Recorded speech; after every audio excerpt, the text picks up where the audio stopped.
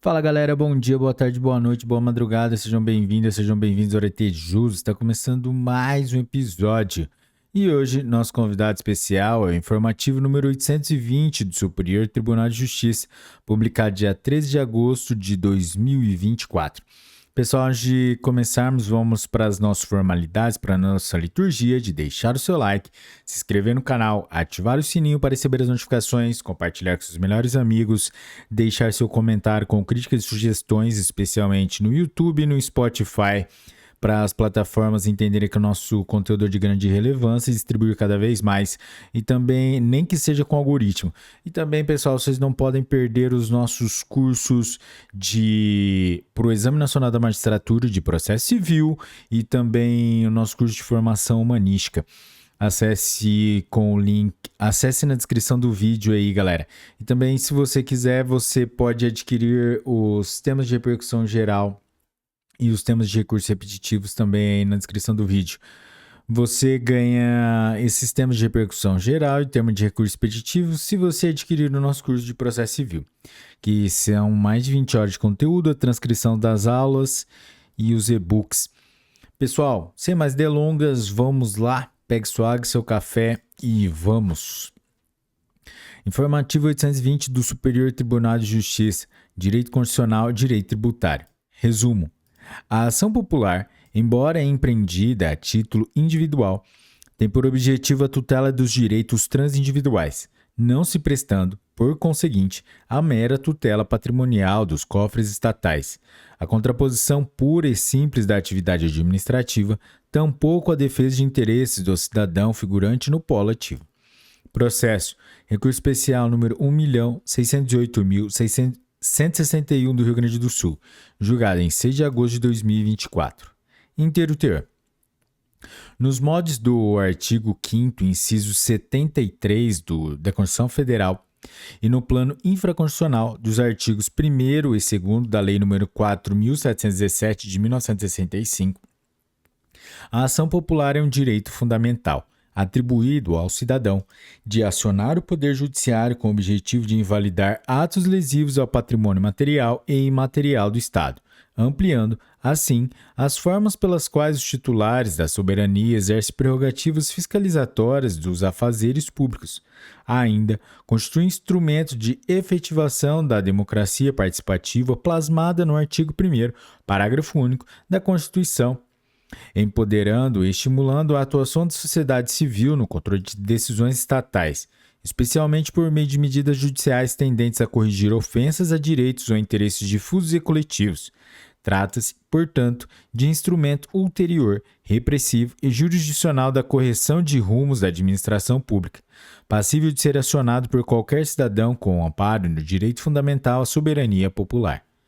Não obstante tradicionalmente vinculado ao exercício do direito ao ajuizamento da ação popular à demonstração do binômio ilegalidade-lesividade, notadamente sob a perspectiva de desfalco patrimonial ao erário, o Supremo Tribunal Federal, em julgamento submetido ao regime de repercussão geral, fixou compreensão segundo a qual o núcleo essencial ao áxio populares não está exclusivamente ligado à proteção material do Estado, mas preponderantemente ao afastamento de ilegalidades, inclusive sob a perspectiva moral do ato lesivo, não bastando, por isso, a simples constatação de perda econômica para autorizar a tutela de direitos coletivos pelos cidadãos.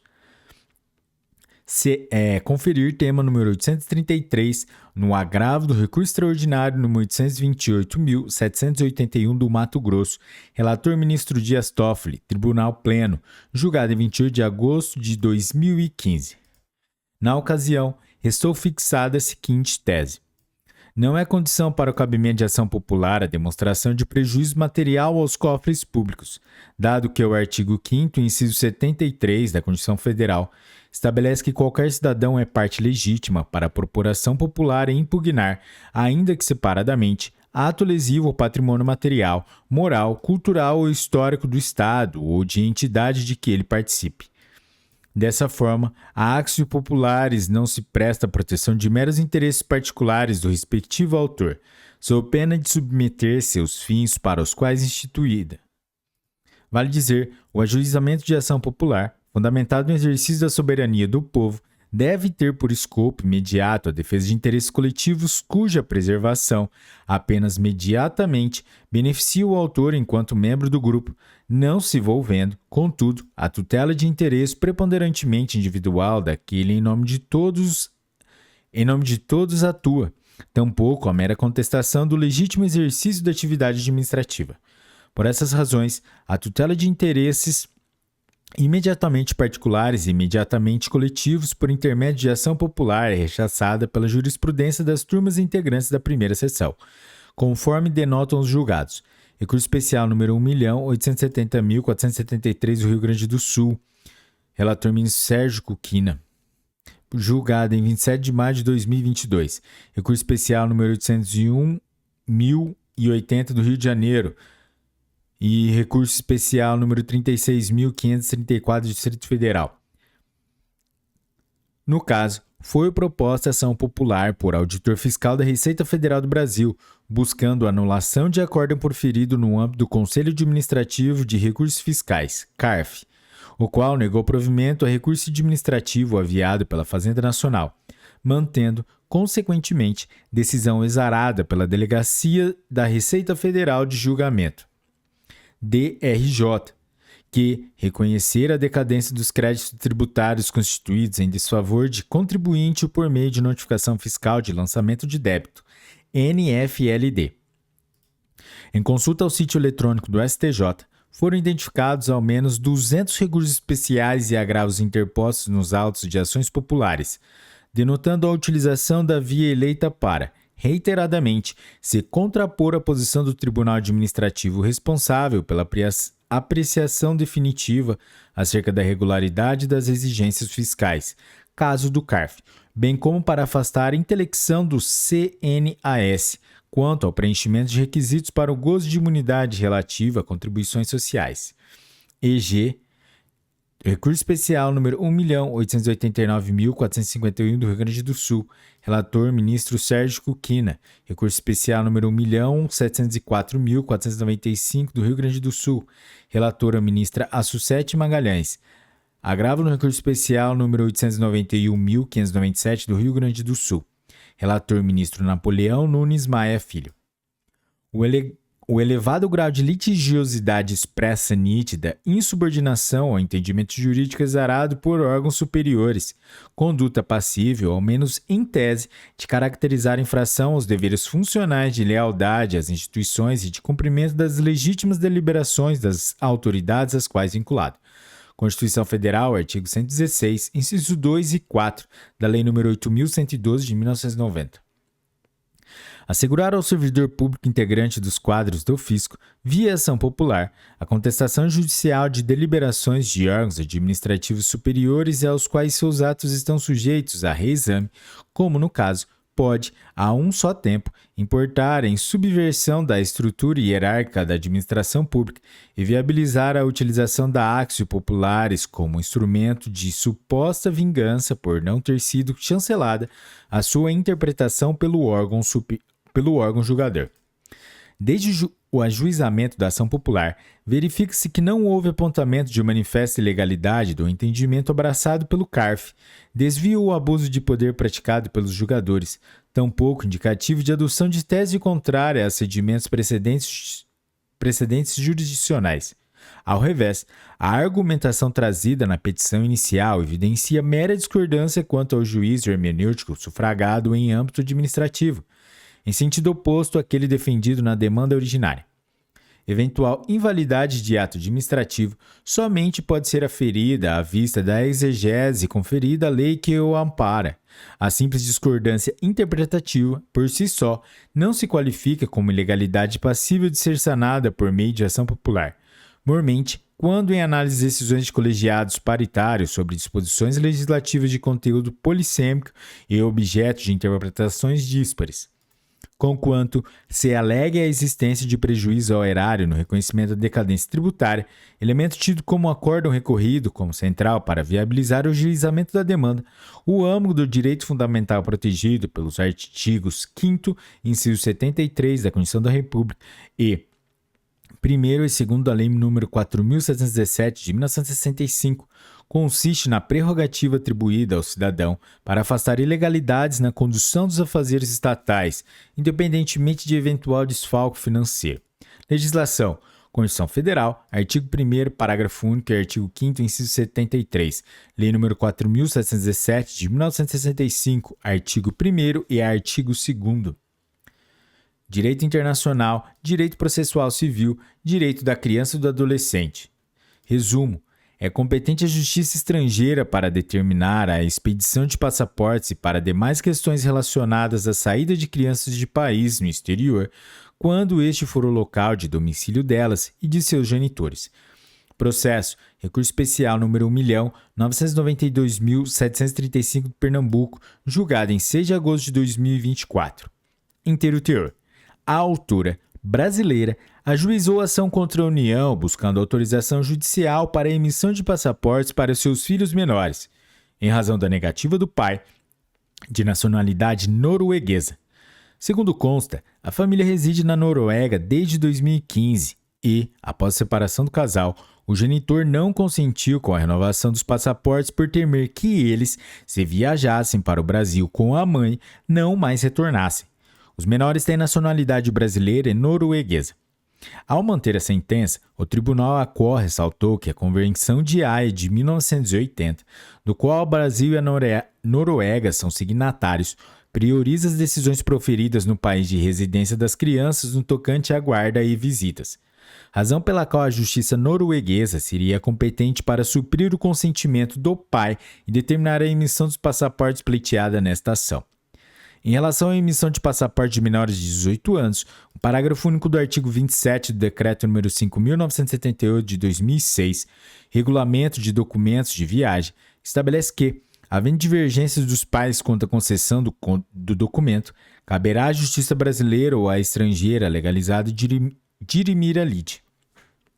Não obstante, no caso, a justiça norueguesa proferiu decisão sobre a guarda dos menores, que têm residência fixa com a mãe, em uma cidade da Noruega, garantindo o direito de visita do pai, sem, contudo, se posicionar sobre a possibilidade de saída dos menores do país de domicílio, de modo que o acolhimento do pedido pleiteado na ação poderia facilitar a vinda das crianças ao Brasil sem a expressa nuance do genitor ou da autoridade judicial competente.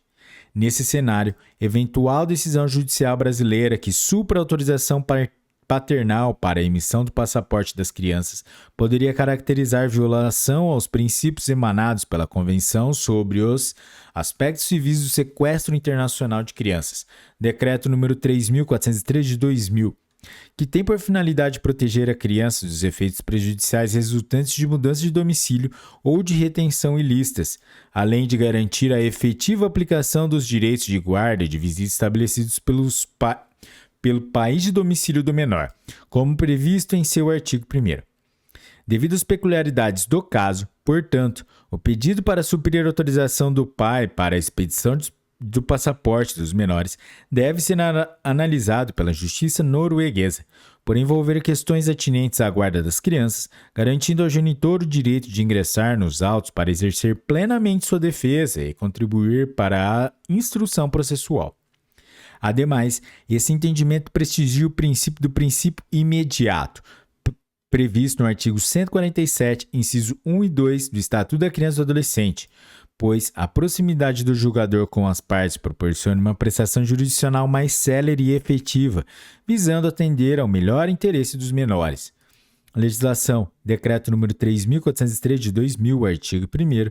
Decreto nº 5.978 de 2006, artigo 17. Estatuto da Criança e do Adolescente, artigo 147, inciso 1 e 2. Direito administrativo, direito processual civil, direito tributário. Resumo: a invalidação, pelo Poder Judiciário, de ato do CARF lesivo ao patrimônio público, seja ele favorável ou contrário ao fisco, somente é possível quando é eivado de manifesta ilegalidade, contrário a sedimentados precedentes jurisdicionais ou incorrido em desvio ou abuso de poder. Processo. Recurso especial número 1.608.161 do Rio Grande do Sul, julgado em 6 de agosto de 2024. Legislação. Constituição Federal, artigo 1º, parágrafo único. Código Tributário Nacional, artigo 142 e 145, inciso 1. Decreto número 70.235 de 1972. Artigos 14, 25, 42, inciso 2 e 3. Artigo 43 e artigo 45. Resolução do CNJ número 471 de 2022, artigo 2º, incisos 6 e 7. Direito administrativo, direito constitucional. Resumo. Os tribunais de contas detêm competência para julgar atos praticados por prefeitos municipais na condição de ordenadores de despesas e, quando constatadas irregularidades ou ilegalidades, têm o poder-dever de aplicar sanções no exercício das atribuições fiscalizatórias e sancionatórias.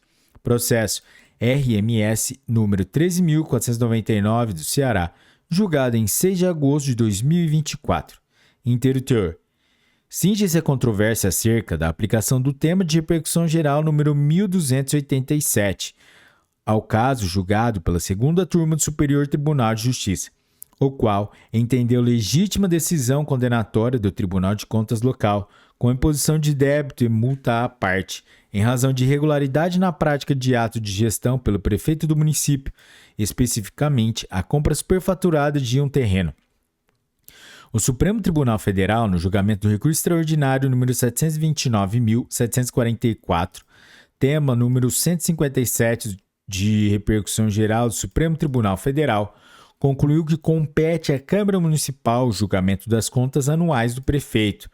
Na ocasião, foi firmado o entendimento de que o Tribunal de Contas atua como auxiliar do Poder Legislativo, cabendo-lhe apenas a emissão de parecer técnico opinativo, sem força vinculante. Posteriormente, no julgamento do recurso extraordinário número 848.826, tema de repercussão geral número 835 do Supremo Tribunal Federal, a Suprema Corte decidiu que, para fins de aplicação da sanção de ineligibilidade prevista no artigo 1º, inciso 1, a linha G, inciso L, inciso 1, a linha G da Lei Complementar número 64 de 1990, alterado pela Lei Complementar número 135 de 2010, a execuibilidade da decisão da Corte de Contas Local sobre as contas do prefeito, tanto as anuais de governo como as de gestão, depende de expressa manifestação do Poder Legislativo Municipal.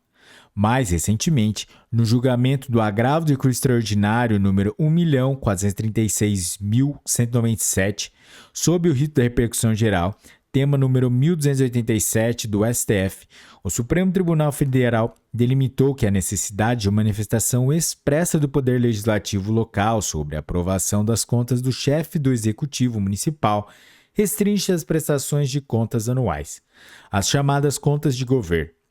No que se refere às contas de gestão, a deliberação da Câmara Municipal é exigida apenas nos casos em que é analisada a inelegibilidade para fins do registro de candidatura.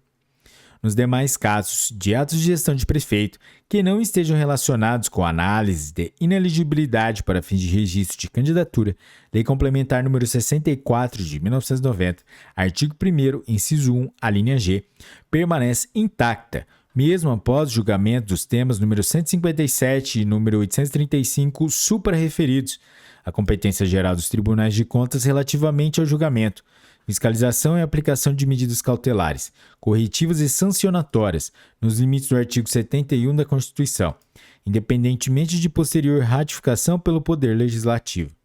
Agravo no recurso extraordinário número 1.436.197, trecho do voto do relator ministro Luiz Fux. A tese do tema número 1287 do Supremo Tribunal Federal, portanto, confirma o entendimento manifestado no acórdão proferido pela segunda turma desta Corte, no sentido que os tribunais de contas detêm competência para julgar atos praticados por prefeitos municipais na condição de ordenadores de despesas e, inclusive, constatadas irregularidades ou ilegalidades, têm o poder-dever de aplicar sanções no exercício das atribuições fiscalizatórias e sancionatórias. Legislação. Constituição Federal, artigo 71, Lei Complementar número 64 de 1990, artigo 1º, inciso 1, a linha G.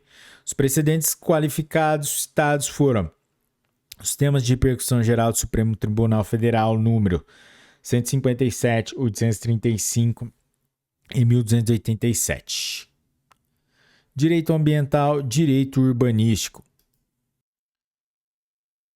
Resumo: é ilícito ao Poder Judiciário determinar que o poder público realize estudo para identificar núcleos urbanos informais consolidados, áreas de risco e áreas de relevante interesse ecológico, no caso de omissão estatal. Processo: recurso especial número 1.993.143, Santa Catarina, por unanimidade, julgado em 6 de agosto de 2024. Inteiro teor. Cinge-se a controvérsia acerca do manejo de ação civil pública pelo Ministério Público do Estado, tendo em vista a negativa de município em responder à requisição do parquê que solicitou informações sobre a existência de um diagnóstico socioambiental, com mapeamento de áreas de risco e espaços territoriais especialmente protegidos, a fim de evitar ou, ao menos, minorar danos ambientais e à população que vive nessas localidades. Após o juiz de primeiro grau ter julgado a demanda procedente e determinado a apuração das localidades consideradas áreas urbanas consolidadas, áreas de risco e áreas de relevante interesse ecológico, dentre outros, o Tribunal de Justiça do Estado deu provimento à apelação do município por considerar que a execução em si desse trabalho é incumbência que deve antes passar pelo crivo do governo, a quem o Constituinte alçou independência.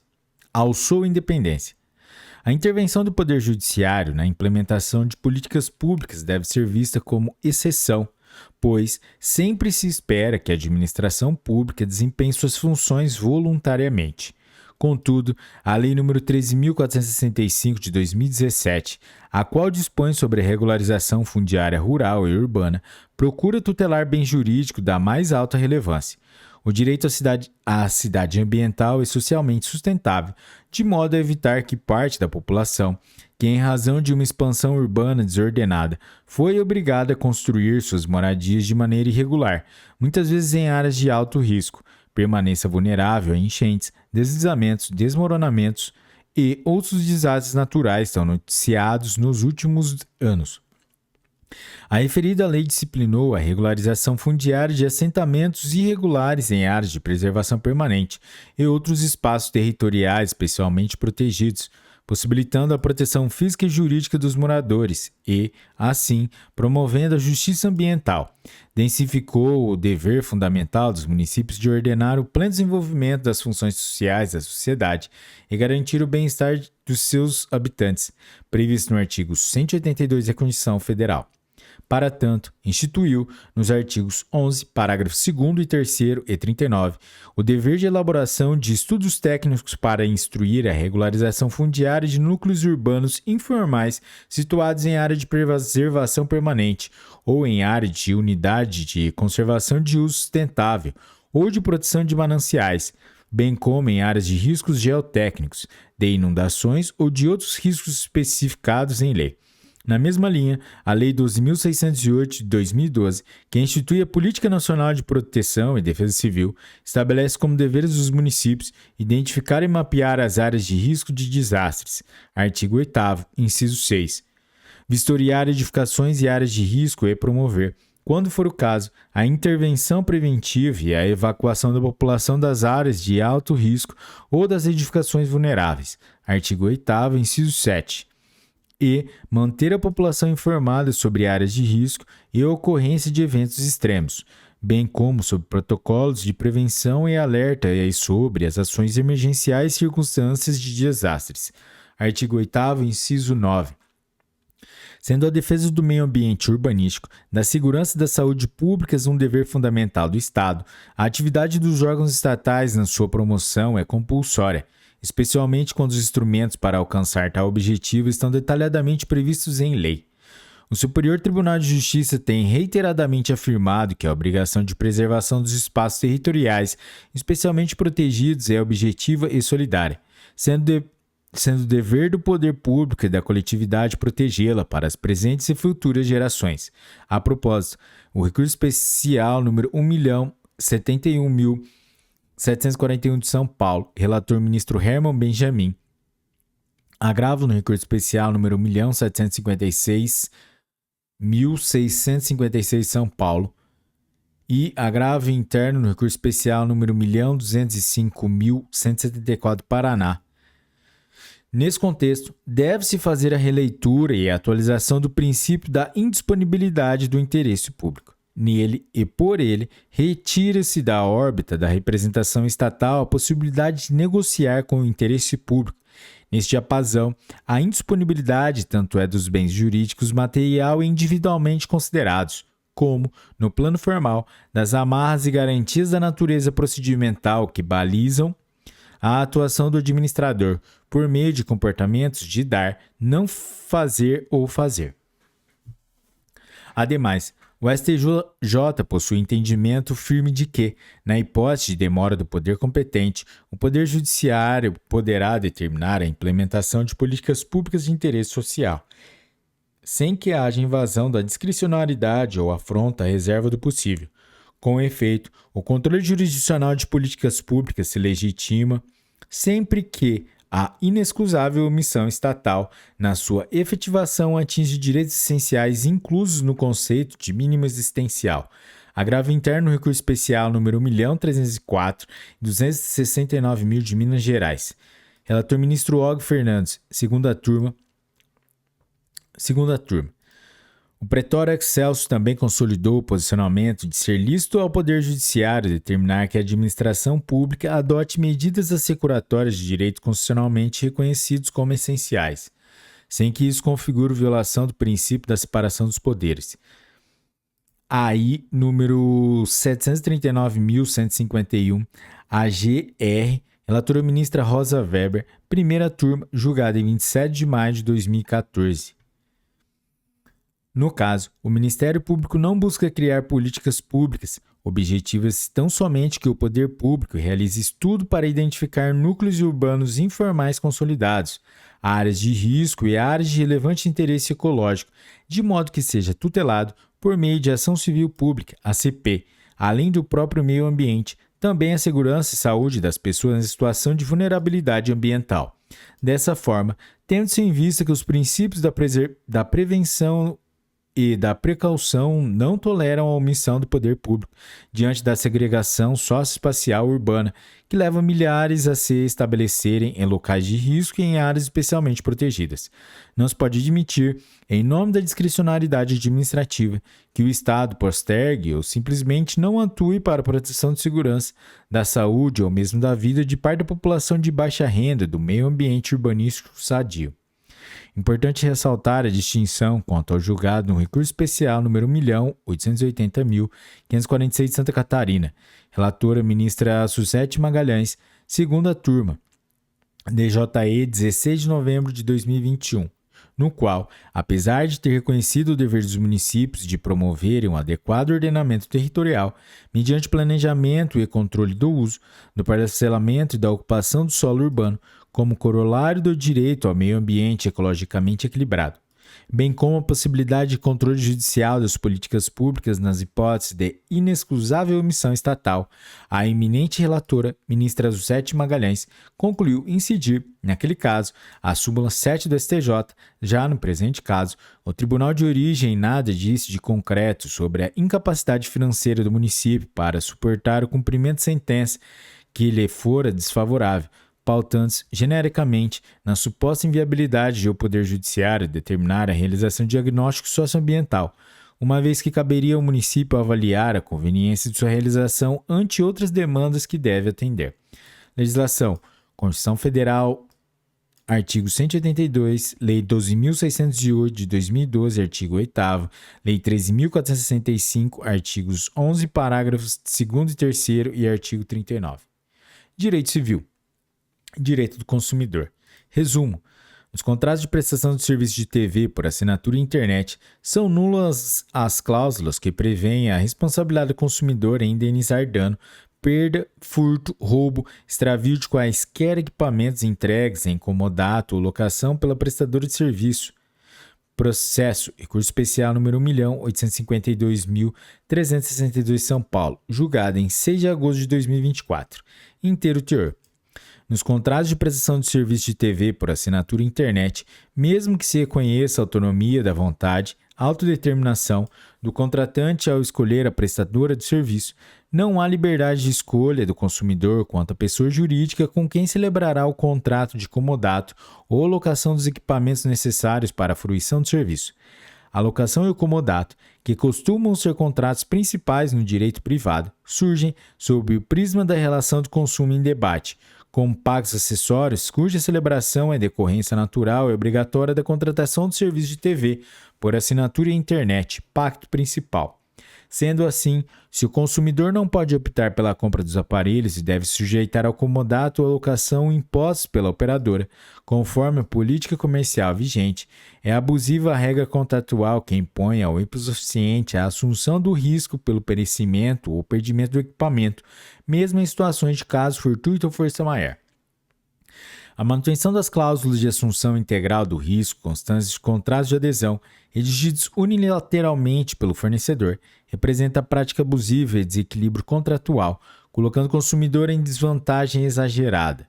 Já a exclusão dessa cláusula não causará desequilíbrio e prejuízo dos interesses do fornecedor, pois, se o consumidor invocar a exceção substancial do caso fortuito ou da força maior, roubo, por exemplo, caberá a ele, em tese, demonstrar a sua ocorrência.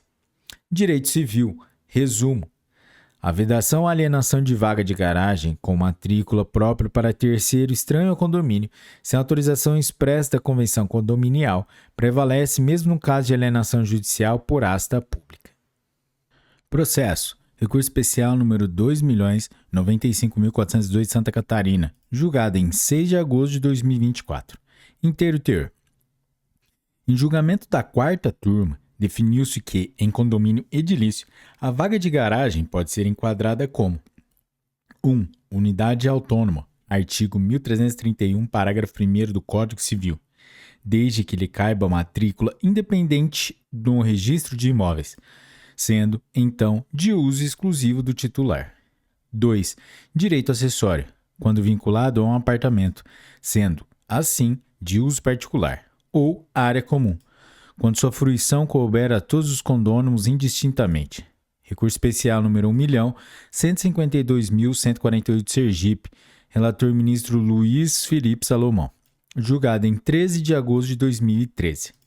No contexto da unidade autônoma, é admissível a penhora de vaga de garagem associada a imóvel considerado bem de família, conforme estabelecido pela súmula número 449 do STJ. Ao aplicar o entendimento da referida súmula, a Corte Estadual afastou a proibição do artigo 1331, parágrafo 1º do Código Civil, de 2002. Alienação a terceiros estranhos ao condomínio, na hipótese de determinação judicial de penhora de vaga de garagem com matrícula própria. A redação do parágrafo 1º foi conferida com a finalidade de garantir segurança, funcionalidade e harmonia no ambiente condominial. Ao restringir o acesso às vagas apenas aos condôminos, reduz-se o risco de indivíduos não autorizados circularem no espaço, diminuindo a probabilidade de incidentes com furtos, vandalismos ou invasões.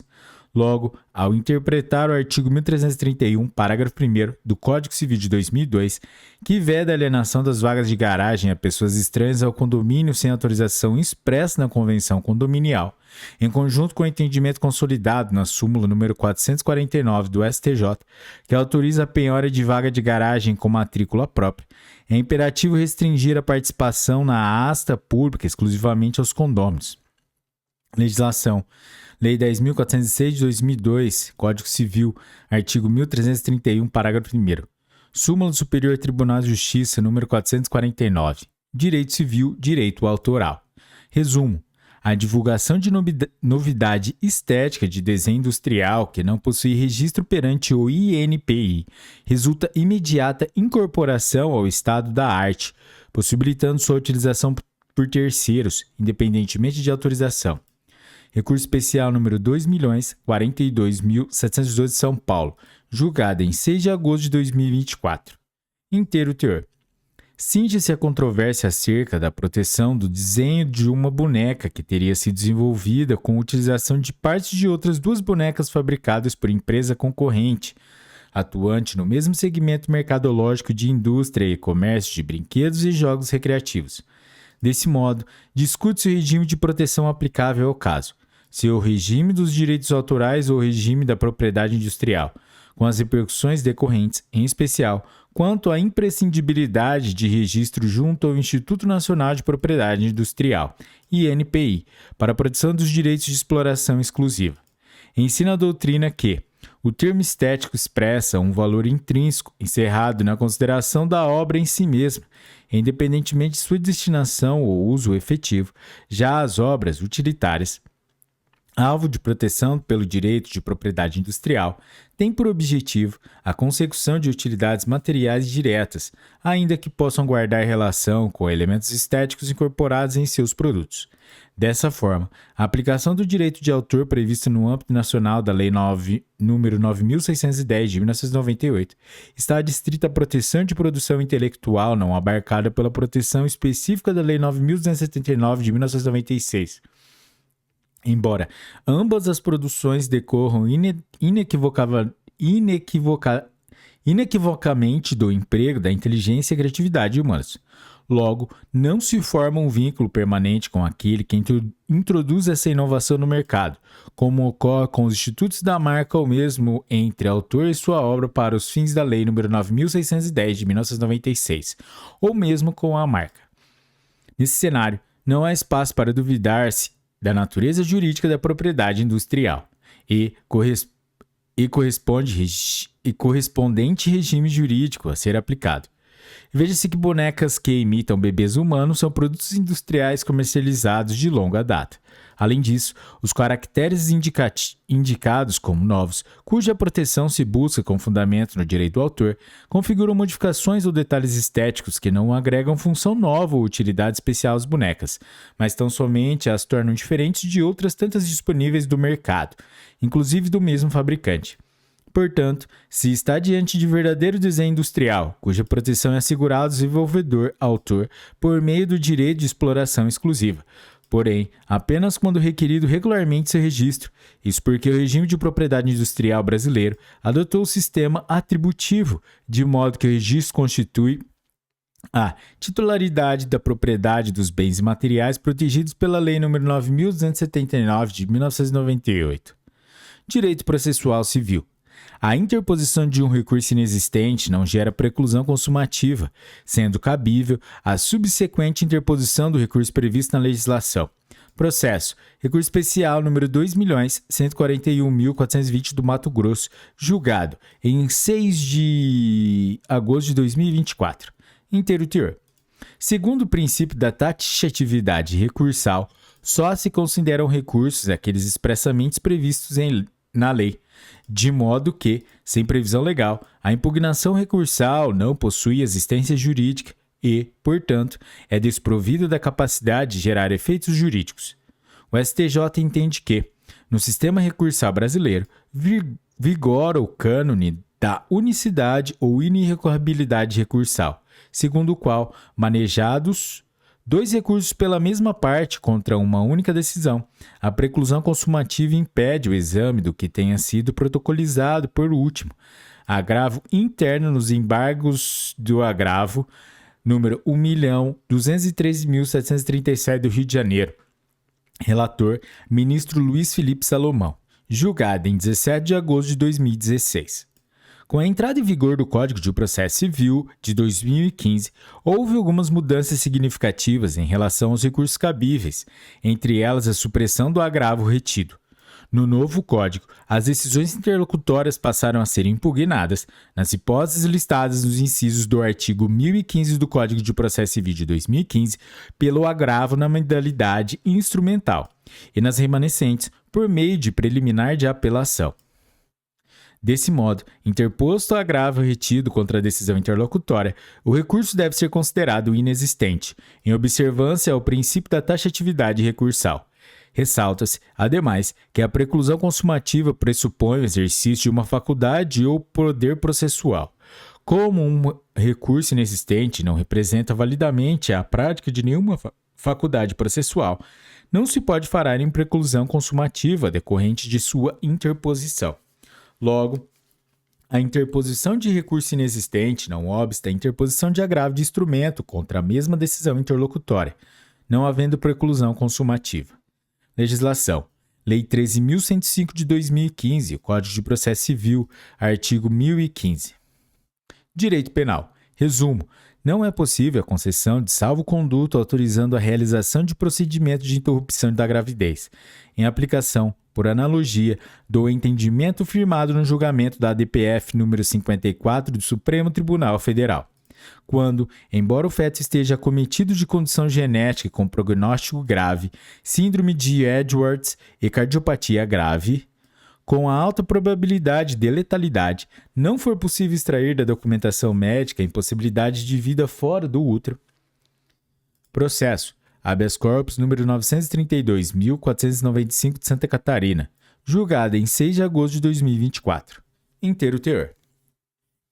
Em sede de arguição de descumprimento de preceito fundamental, ajuizada com o objetivo de que a interrupção da gravidez de feto anencéfalo não fosse considerada crime, o Supremo Tribunal Federal conferiu interpretação conforme a Constituição, fixando o entendimento no sentido de que mostra-se inconstitucional interpretação de a interrupção da gravidez de feto anencéfalo ser conduta tipificada nos artigos 124, 126 e 128, incisos 1 e 2 do Código Penal. ADPF número 54, Tribunal Pleno, relator ministro Marco Aurélio, DJE, de 30 de abril de 2013. No voto condutor, o ministro Marco Aurélio consignou que não se discutia a descriminalização do aborto, mas tão somente a possibilidade de interrupção da gravidez de feto anencéfalo. A anencefalia, doença congênita letal, pressupõe a ausência parcial ou total do cérebro, para a qual não há cura e tampouco possibilidade de desenvolvimento da massa encefálica em momento posterior. O crime de aborto atenta contra a vida, mas, na hipótese de anencefalia, o delito não se configura, pois o anencéfalo não tem potencialidade de vida. E, inexistindo potencialidade para o feto se tornar pessoa humana, não surge justificativa para a tutela jurídico-penal. O ministro Marco Aurélio registrou ainda que o feto anencéfalo, mesmo que biologicamente vivo, porque é feito de células e tecidos vivos, é juridicamente morto, não gozando de proteção jurídica e, principalmente, de proteção jurídico-penal. Nesse contexto, a interrupção da gestação de feto anencéfalo não configura crime contra a vida, revela-se conduta atípica. Assim, a interpretação dada pelo Supremo Tribunal Federal parte da premissa da inviabilidade da vida extrauterina.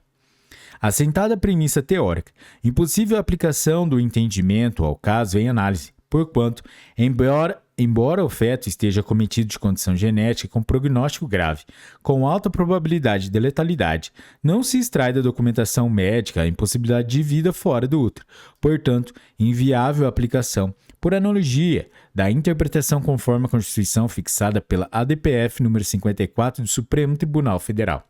Ademais, no caso, não se identifica elementos objetivos que indiquem o risco do prosseguimento da gravidez para a gestante, o que, em tese, poderia levar à caracterização da excludente do artigo 128, inciso 1 do Código Penal.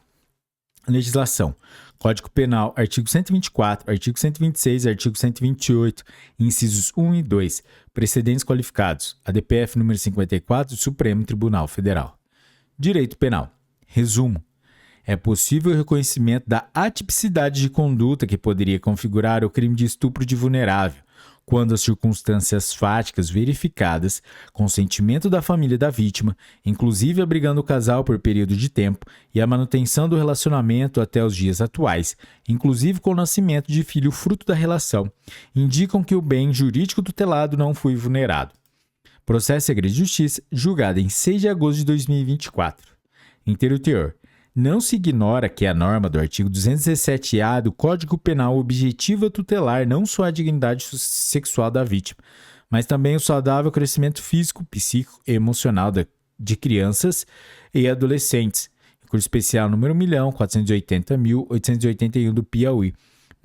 Ministro Rogério Schetti Cruz. Terceira sessão. 10 de setembro de 2015. No entanto, o contexto que precedeu a prática delitiva, consentimento da família da vítima, inclusive abrigando o casal por período de tempo, e as circunstâncias fáticas verificadas durante a conduta, manutenção do relacionamento até os dias atuais, inclusive com notícia de filho fruto da relação, que o bem jurídico tutelado não foi vulnerado. ainda que se pudesse argumentar que a vítima teve seu desenvolvimento afetado por ter sido submetida precocemente a obrigações típicas da idade adulta. Essa assertiva não vence as circunstâncias concretas verificadas no caso, que indicam o contrário, sobretudo o fato de que o relacionamento entre ambos permaneceu, mesmo após a intervenção policial e judicial, ação penal, tendo inclusive se aprofundado com a concepção de um filho e plano de casamento. Não parece adequado diante do contexto atual lançar argumentos vagos e especulativos no sentimento de traçar um cenário ideal de desenvolvimento para a vítima caso não tivesse sido inserida na vida sexual de forma precoce. O cenário fático parece inconteste. Não há nenhum elemento concreto que indique lesão à dignidade sexual ou ao desenvolvimento da vítima. Ao revés, divisa-se a possibilidade de prejuízo concreto caso se opte pela via de intervenção estatal mediante aplicação da lei penal. Há risco de taxar um relacionamento consolidado pelo tempo e pela formação de uma família, inclusive com prole, em criminoso, circunstância que põe em perigo a unidade familiar e a proteção de um terceiro inocente, filho. E, nesse aspecto, se de um lado a proteção à criança e ao adolescente tem sede constitucional, artigo 227 da Constituição Federal, do outro, a unidade familiar também goza de reconhecimento e proteção da Carta Magna, artigo 226 da Constituição Federal, de modo que não parece justo sacrificar um em detrimento do outro. Por fim, ressalte-se que não se está propondo a mitigação do tema 918 do STJ, mas apenas reconhecendo que a situação verificada é demasiadamente complexa, de modo que escapa da diretriz estabelecida no julgamento do recurso especial número 1.480.881 do Piauí. Legislação. Constituição Federal, artigo 226 e 227. Código Penal, artigo 217-A. Precedentes qualificados. Recurso repetitivo do STJ, tema número 918. Direito processual penal. Resumo. Em caso de bloqueio universal dos bens do investigado, inexistindo indícios de fraude para estabelecer os honorários em montante fictício, a obrigatoriedade de se liberar o valor integral dos honorários advocatícios acordados entre as partes, desde que não ultrapassado do limite legal de 20% do patrimônio bloqueado. Processo RMS número 71.903 São Paulo, julgado em 6 de agosto de 2024. Inteiro teor. A controvérsia cinge-se em definir se, em caso de bloqueio universal dos bens do investigado, a discricionariedade do magistrado para decidir o numerário a ser liberado dos valores constritos para fins de pagamento de honorários advocatícios, ou se, do contrário, a obrigatoriedade de se liberar o valor integral dos honorários acordados entre as partes, desde que não ultrapassado o limite legal de 20% do patrimônio bloqueado. No caso, as instâncias ordinárias entenderam pela possibilidade de levantamento apenas parcial dos honorários advocatícios, sob a avaliação de que o momento embrionário das investigações não recomendaria sua liberação integral, bem como sob a interpretação de que a expressão até 20% dos bens bloqueados, contida no artigo 24A da Lei nº 8.906 de 1994, dava ao magistrado margem de liberdade para decidir pela liberação de porcentagem inferior. No entanto, tal compreensão reduz, em demasia, o espaço em que deveria imperar a autonomia privada das partes, contrato entre cliente e advogado, dando ao magistrado o poder de definir o que seria ou não razoável proporcional aos serviços prestados. Destarte, se o contrato conformado entre as partes estipula que o pagamento dos honorários deve ser integralmente satisfeito ao início da persecução penal, não há falar que o fato de as investigações estarem em estágio preliminar afastaria a possibilidade de liberação dos honorários advocatícios, pois tal aspecto insere-se plenamente na esfera de decisão dos contratantes.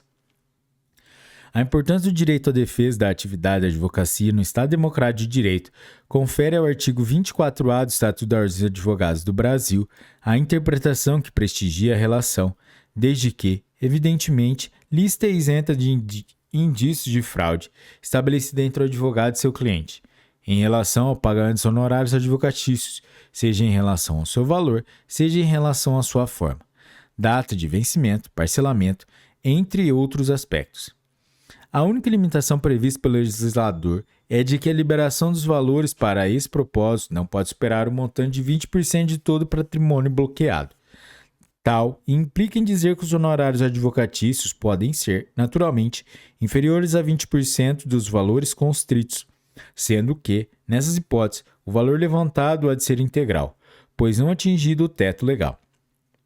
Se o valor dos honorários superar 20% do patrimônio universal bloqueado, a liberação encontrará limite nessa porcentagem, em face da necessidade de se também garantir, por intermédio dos bens constritos, a satisfação de interesses outros, como a reparação à vítima e a restituição dos bens ilicitamente obtidos. Portanto, não cabe ao magistrado avaliar se o momento embrionário da persecução penal justifica o pagamento do valor integral dos honorários, se tal questão foi acertada em contrato entabulado entre os particulares. Por fim, havendo indicativos concretos da ocorrência de fraude entre as partes, ou seja, possível articulação entre o cliente e o advogado para estabelecer honorários em montante fictício, como forma de contornar o bloqueio realizado sobre os bens, o magistrado poderá, de forma fundamentada, excepcionar o regramento legal e determinar o levantamento de valor inferior ao artificialmente estipulado. Legislação. Lei 8.906, de 1994. Estatuto da Ordem dos Advogados do Brasil. Artigo 24A. Direito processual penal. Vamos lá, galera. Resumo. É nulo o reconhecimento fotográfico realizado através da apresentação informal de foto via aplicativo de mensagens. Processo. Habeas corpus número 817.270 do Rio de Janeiro. Julgado em 6 de agosto de 2024. Inteiro teor. Como consabido, a apresentação de fotografia pelo método show-up é ensejadora de erros de reconhecimento e até de contaminação da memória do depoente. A situação é agravada quando o mesmo acusado que realizou o reconhecimento informal o negou em juízo. Sobre o tema, a sexta turma do STJ afirmou recentemente um novo entendimento de que o regramento previsto no artigo 226 do Código de Processo Penal é de observância obrigatória. E ainda, assim não prescinde de corroboração por outros elementos indiciários submetidos ao crivo do contraditório na fase judicial.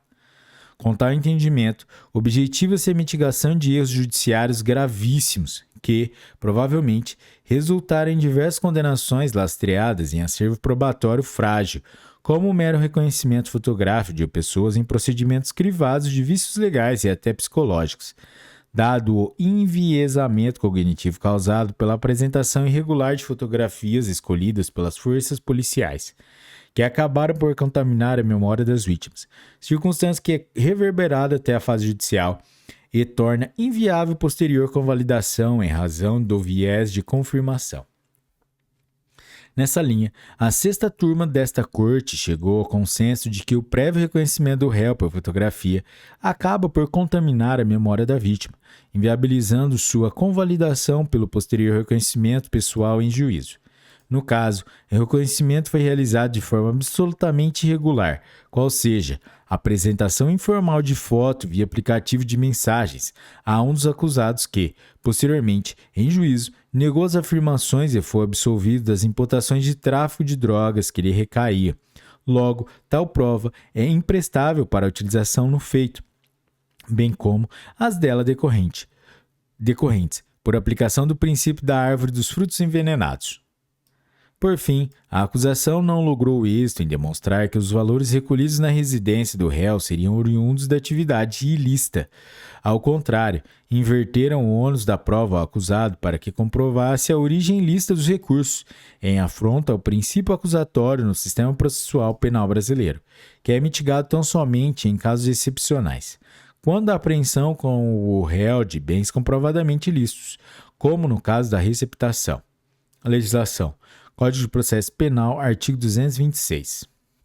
Galera, é isso aí, chegamos ao final deste episódio. Se você chegou até aqui é porque você curtiu, então deixa o seu like, se inscreva no canal, ative o sininho para receber as notificações e deixe o comentário para a gente, especialmente no YouTube e Spotify, nem que seja com um emoji para os algoritmos das plataformas entenderem que o nosso conteúdo é de grande relevância e cada vez mais entregar nosso conteúdo. Pessoal, e também não se esqueçam de acessar nosso site ou a descrição do vídeo para adquirirem os nossos cursos para o Exame Nacional da Magistratura de Processo Civil e de Humanística, e no curso de processo civil, a gente incluiu os e-books com os temas de repercussão geral e os temas de recursos repetitivos. E também um curso de humanística, e se você quiser adquirir os cursos de o e-book de repercussão geral e temas de recursos repetitivos, é só entrar lá no nosso site e adquirir, galera. Pessoal, é isso aí, bons estudos, um forte abraço e tchau!